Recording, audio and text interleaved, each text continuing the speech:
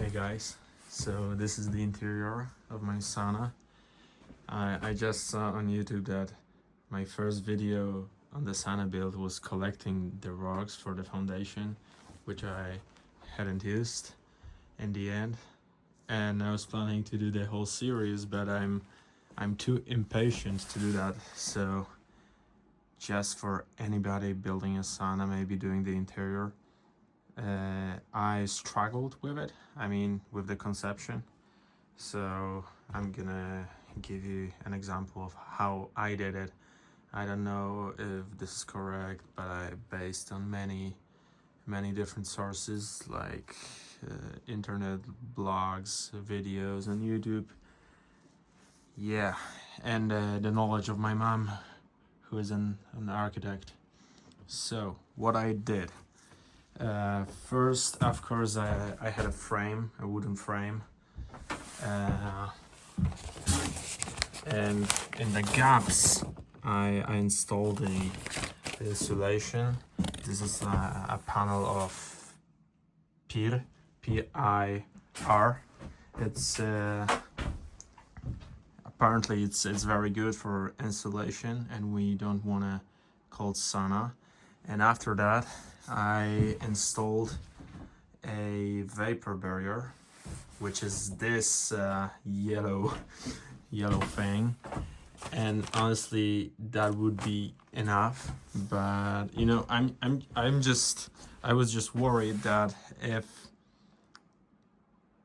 any moisture escapes into the frame, into the wood itself, then it's gonna rot, and the whole building, in which I put a lot of effort and money and time, will just not last the amount of time that I want it to last.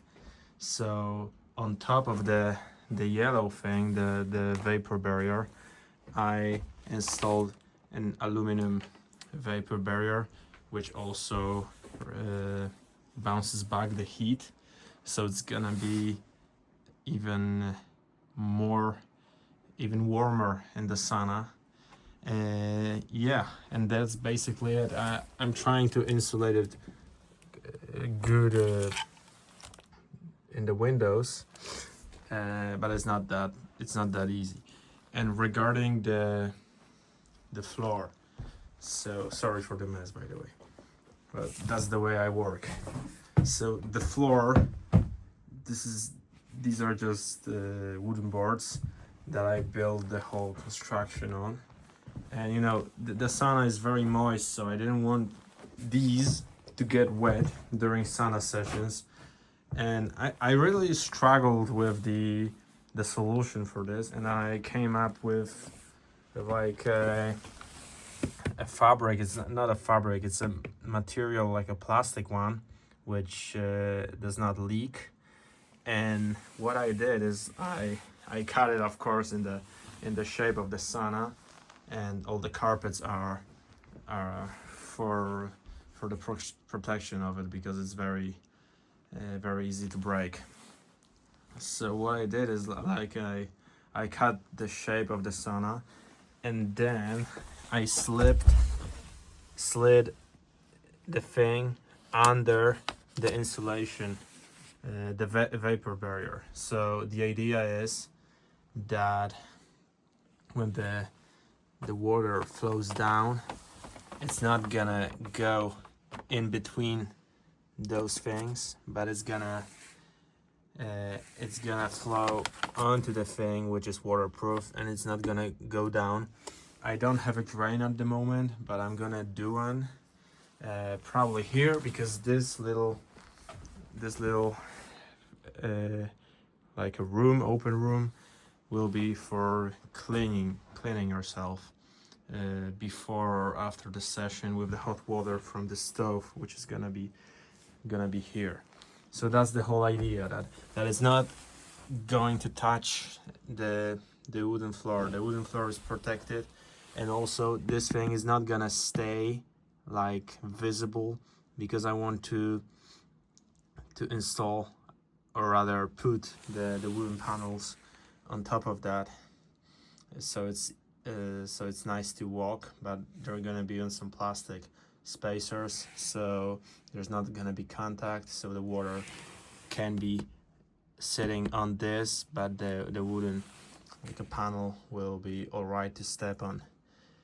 Yeah, you can see there are some gaps, and also when I installed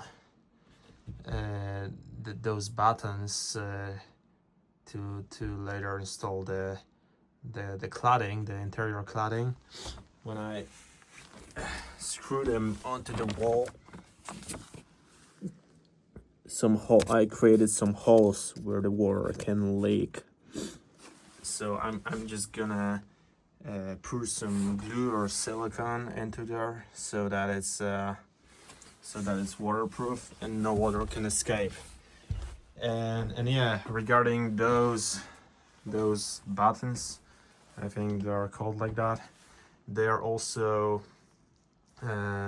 vertical, so that the water, the vapor in the water can flow freely between them, because if they were vertically, the water would collect on them. So yeah, on top of them there will be installed like nice wooden boards that will be in consequence horizontal, and it's also good because they will have tongue and groove, and the water will just flow right off to the right down, and it's not gonna go in between those gaps, tongue and groove. So that's basically it. This is gonna be a hot room, so the idea is that the stove is gonna be here, and I don't want to mess up my roof because I just struggled so much with that. So I think I'm gonna go with the chimney out through the wall and then up. That way I don't have to cut the steel and just play around with that. I think going through the wall will be a bit easier. Yeah, also maybe a ventilation gap because there's none at the moment. Here's a window through which I'm gonna ventilate after the session, but also a ventilation gap would be good, maybe above the door or somewhere here. I need to yeah, check it out where it's best to install it. Yeah, so that's the hot room. Yeah, you can see the whole thing, and that's the room that you enter first to create a air gap between the outside and the hot room. This is a place to change, yeah, to go in and out between the sessions, but also since it's quite big, I'm thinking of just doing some kind of like a bed maybe, so I can sleep in it if I want to, if there are any guests in the house. But in general, I'm leaving this room to do last, because I've been doing this sauna for almost a year now. In March, I think I poured cement to do the foundations, and now it's February and I'm not even done with the interior. Good thing is that I'm all good. It's all sealed right now, so nothing is leaking. Only this yeah, this thing is not good because the water drops on it and then it's going inside, so I need to cut it and do a bit different solution. But yeah, that's it. Maybe I'm gonna do an update soon when I do the next step, which is the interior cladding.